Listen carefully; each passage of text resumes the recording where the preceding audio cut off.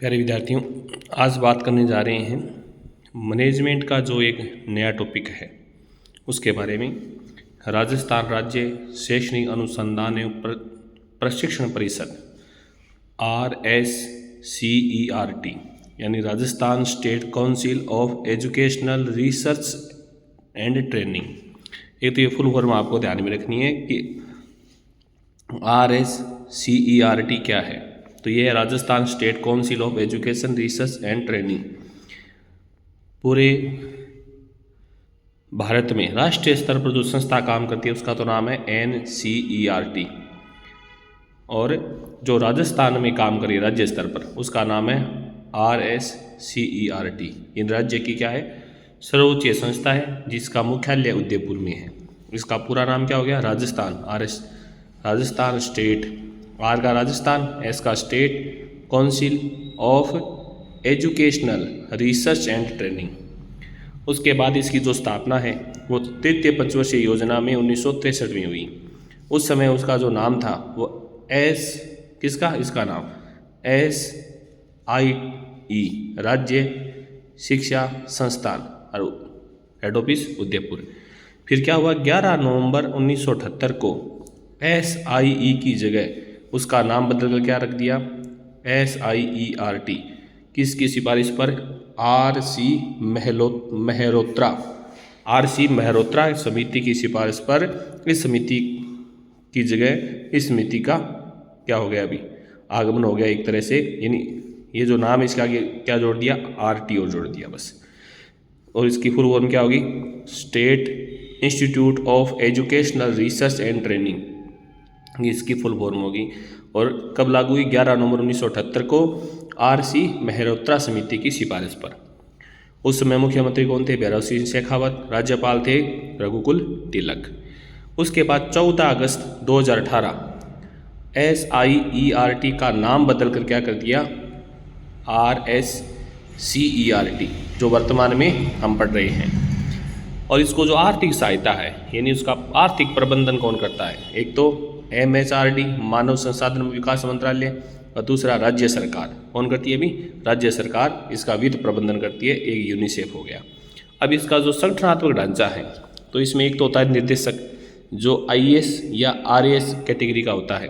उसके बाद एक क्या होता है, अतिरिक्त निर्देशक, एक होता है प्रोफेसर, संयुक्त निर्देशक समकक्ष होता है प्रोफेसर फर्स्ट, वो भी उप निर्देशक के समकक्ष होता है एक। इसके पद कितने होते हैं, 4।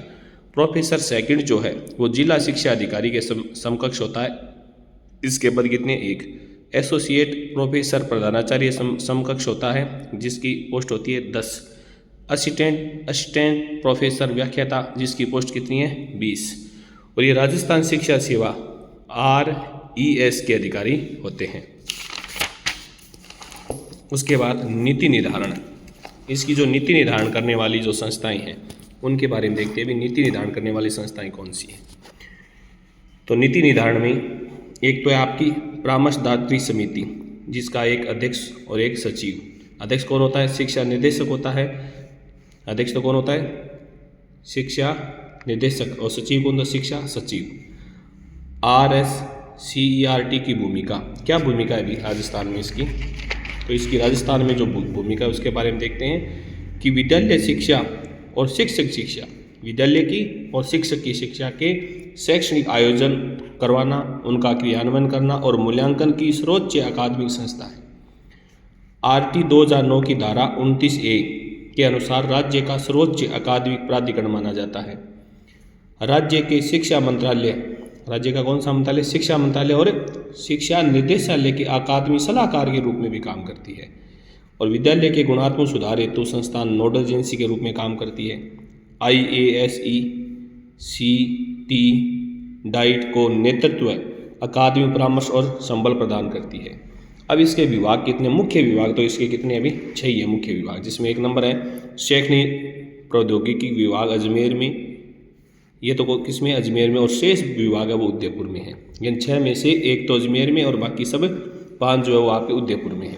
जैसे एक नंबर है विभाग का क्या नाम है, प्रभाग कह सकते हैं, इसे विभाग कह सकते हैं। पाठ्यचर्या, पाठ्य पुस्तक सामग्री निर्माण और मूल्यांकन विभाग, तो इसके नाम से संबंधित है कि इस डिपार्टमेंट का काम क्या है, पाठ्यचर्या और पाठ्य पुस्तक और सामग्री का निर्माण करना, मूल्यांकन करना। जैसे स्कूल शिक्षा हो उनका गुणात्मक विकास करना, प्री प्राइमरी से लेकर 12वीं तक की विषय सामग्री का निर्माण यानी पाठ्य पुस्तक का क्या करता है, ये निर्माण करता है। अब इसके भी क्या है, कुछ अनुभाग हो रहा है।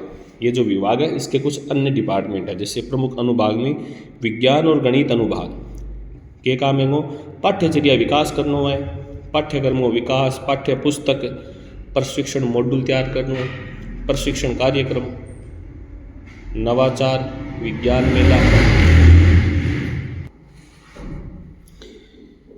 विज्ञान और गणित अनुभाग में क्या हो गया, इसका काम है पाठ्यचर्या विकास, पाठ्यक्रम विकास, पाठ्य पुस्तक और प्रशिक्षण मॉड्यूल बनाना, प्रशिक्षण कार्यक्रम बनाना, नवाचार करना, विज्ञान मेला आयोजन करना, सेमिनार करना, जीवन कौशल विकास मेला, तरंगोत्तेजक जिसे कहते हैं, और गणित किट तैयार करना। यह काम किसका है, इस अनुभाग का है।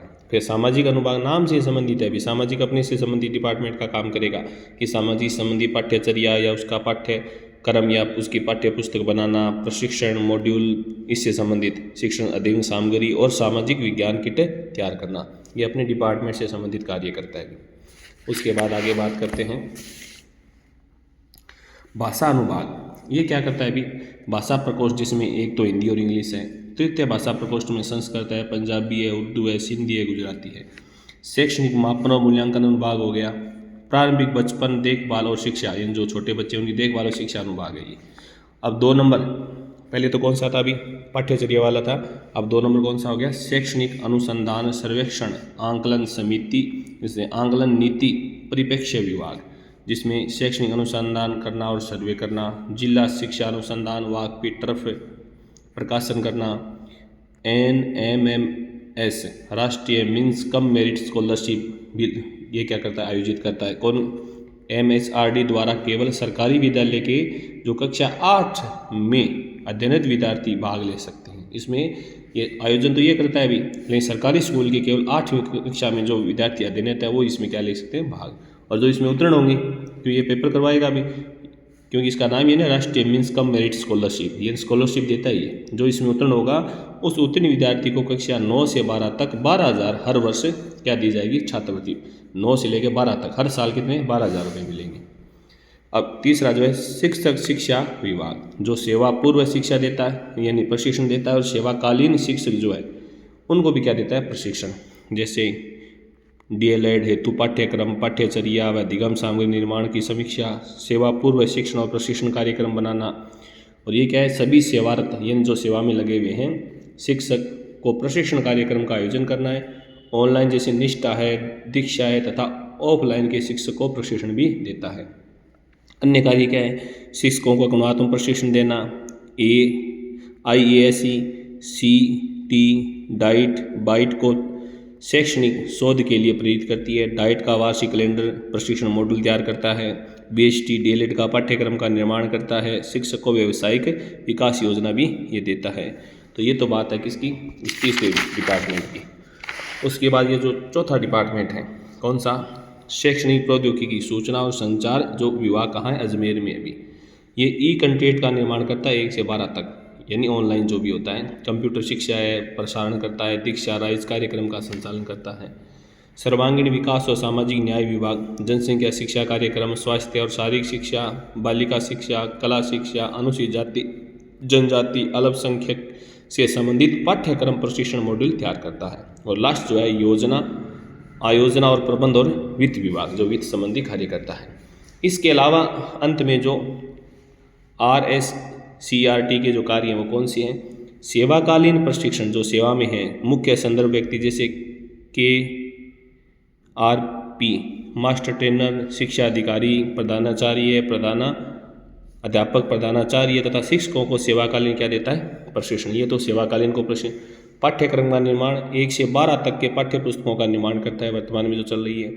पूर्व प्राथमिक शिक्षा का निर्माण करता है। BHTC DLED का पाठ्यक्रम का निर्माण।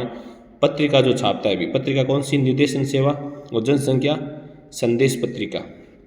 अधिगम सामग्री का निर्माण, शोध और सर्वे करना, ये काम किसका है, RCERT का। इसी के साथ हमारा RSCERT क्या हो गया, कंप्लीट। धन्यवाद।